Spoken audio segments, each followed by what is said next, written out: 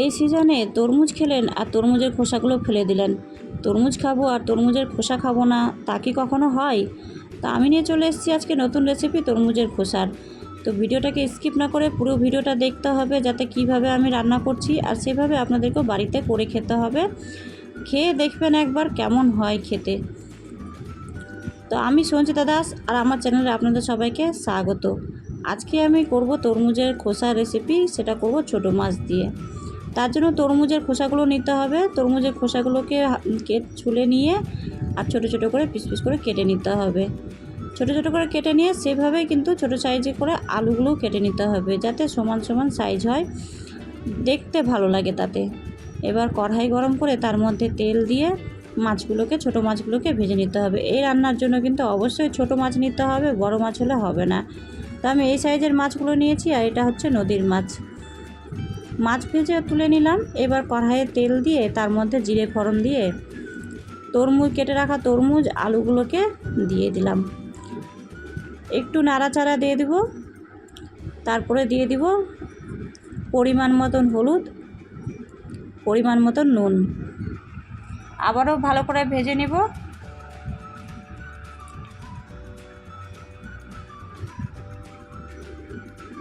ভাজা হয়ে গেলে পরে দিয়ে দেবো পেঁয়াজ কুচি। পেঁয়াজ কুচি দিয়ে আবারও ভালো করে লাল করে একটু ভেজে নেব। ভালো করে লাল করে ভাজা হয়ে গেলে 2 চামচ জিরে গুঁড়ো দিলাম আর 1 চামচ লঙ্কা গুঁড়ো। তোমরা তোমাদের কেমন ঝাল খাও সেভাবে সেই পরিমাণে ঝালটা দেবে। আর দিয়ে দিলাম রসুন বাটা। ভালো করে কষিয়ে নিলাম।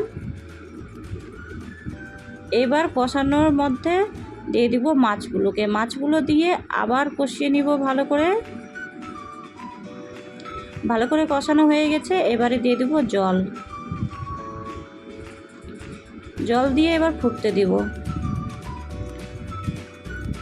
ভালো করে ফুটে গেলে আলুটা, তরমুজটা সেদ্ধ হয়ে গেলে পরিমাণ মতন গরম মশলা দিয়ে দিলাম। দিয়ে ভালো করে ফুটিয়ে নেড়ে চেড়ে এইবারে গ্যাস অফ করে দিব। এবারে একটি পাত্রে তরমুজ আর আলু আর ছোটো মাছ দিয়ে তরকারিটা ঢেলে নেব। তো আমার রান্নাটা হয়ে গেছে। কেমন হয়েছে দেখতে দেখো, খুবই সুন্দর। আর এটা যেমন দেখতে সুন্দর হয় তেমনই খেতেও সুন্দর হয়। তোমরা কিন্তু এইভাবে রান্না করে বাড়িতে খেয়ে দেখবে। মাংস তো এর সামনে কোনো কিছুই নেই, মাংসকেও হার মানাবে। ভিডিও কেমন লাগলো কমেন্টে জানাবে। চ্যানেলকে সাবস্ক্রাইব করবে। টাটা।